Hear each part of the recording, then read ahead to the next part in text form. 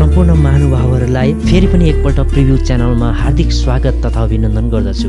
आज तपाईहरूलाई निर्णय कसरी लिने, निर्णय लिन भन्दा अघि हामीले के कुराहरू हेर्ने, निर्णय लिन भन्दा अघि हामीलाई विभिन्न प्रश्नहरूले सताइरहेको हुन्छ। हामी दुविधामा परिरहेको हुन्छौँ। के मेरो यो निर्णय सफल बन्नेछ? के मैले यो निर्णय लिनै पर्ने हो? निर्णय लिएपछि भोलिको परिणामहरूले हामीलाई सताइरहेको हुन्छ। यसकारण हामी निर्णय लिन सक्दैनौँ। कतिले त यसै कारणले गर्दाखेरि निर्णय नै लिँदैनन्।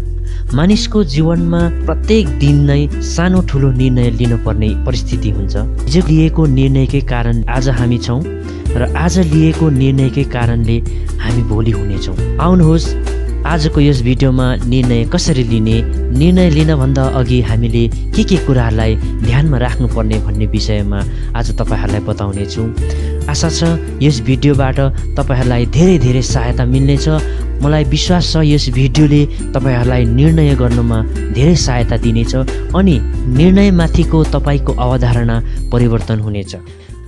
मलाई एकजना मेरो साथीले सोध्नु भएको थियो, तपाईँको प्रिभ्यू च्यानल अत्यन्तै राम्रो लाग्यो, तर यसको नाम चाहिँ किन प्रिभ्यू नै राख्नुभयो? मैले जुन उत्तर मेरो साथीलाई दिएँ, जसको उत्तर हजुरहरू समक्ष म सेयर गर्न लागिरहेको छु। अनि यो उत्तर अघि निर्णय कसरी लिने भन्ने विषयसँग सम्बन्धित रहेको छ।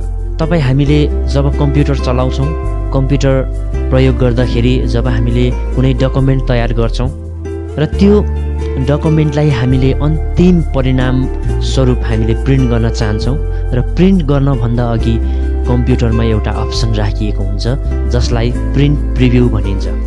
र त्यो प्रिन्ट प्रिभ्यू अप्सनको माध्यमद्वारा हामीले प्रिन्ट गर्नभन्दा ठिक अघि कुन विषयहरूमा हाम्रो कमी रहेको छ, जस्तै मार्जिनमा कमी र यसलाई राम्रो देखिएको छ कि छैन, प्याराग्राफहरू ठिक छ कि छैन भन्ने कुरालाई हामीले प्रिभ्यूमा हेरिसकेपछि मात्र हामीले प्रिन्ट कमान्ड दिएर प्रिन्ट आउट गर्छौँ र हाम्रो रिजल्ट हातमा हुनेछ।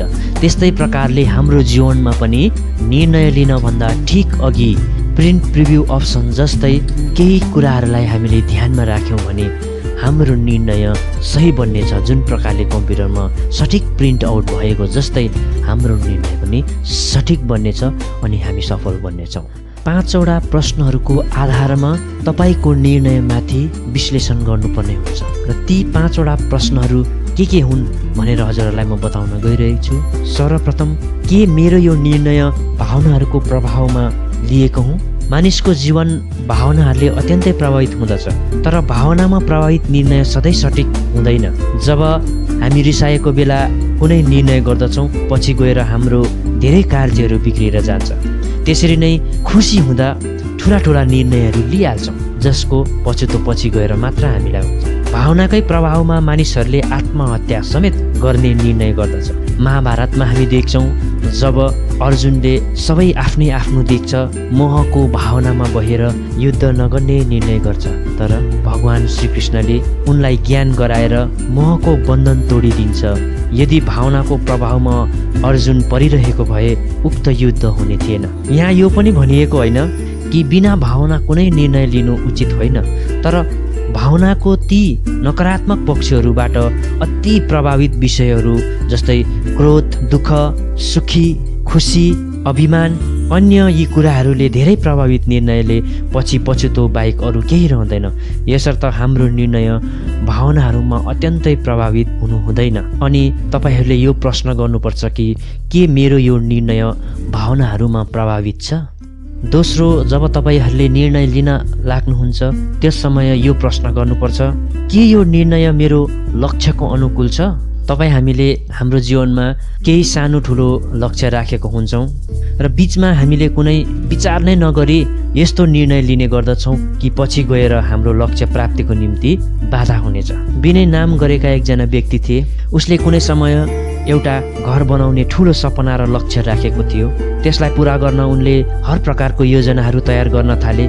सर्वप्रथम त बजेट तयार गरे, घरको प्लान तयार गर्न इन्जिनियरहरू लगाए, सबै कुराको चाँजो मिलाए। त्यसै समय उनलाई नयाँ गाडी किन्ने रहर लाग्छ जसको निम्ति उनकोमा धेरै पैसा पनि छैन अथवा बजेट छैन।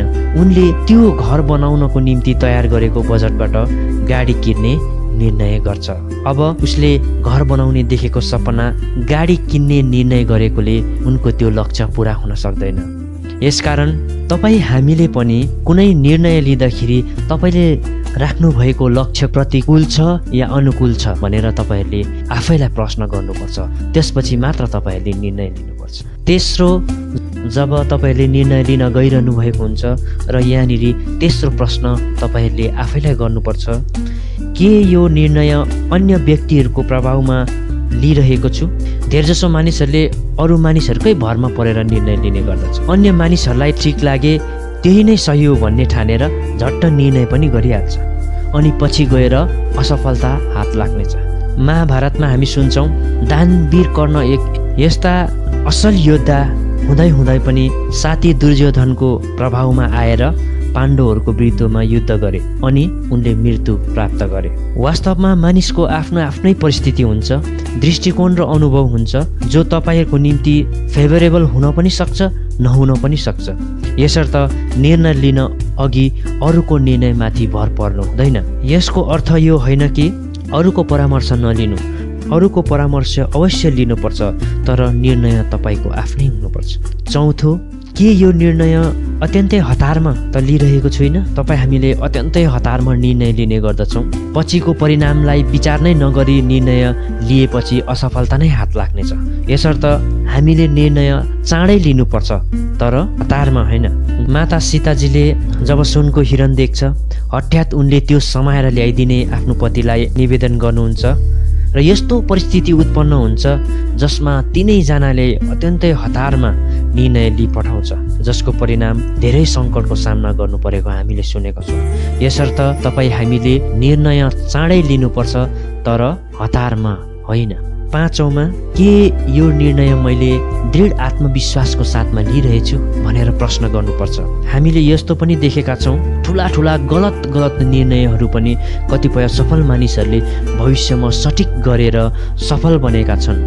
यसको पछि उनीहरूको दृढ आत्मविश्वास हो। यदि आत्मविश्वासको कमीमा जति नै सठिक निर्णय लिए पनि त्यो असफल नै भएर जान्छ। यसकारण हामीले निर्णय लिन अघि के यो निर्णयमा मेरो पूर्ण आत्मविश्वासले भरिएको छ भनेर आफैलाई यदि प्रश्न गऱ्यौँ भने अवश्य पनि हामी सफल बन्नेछौँ।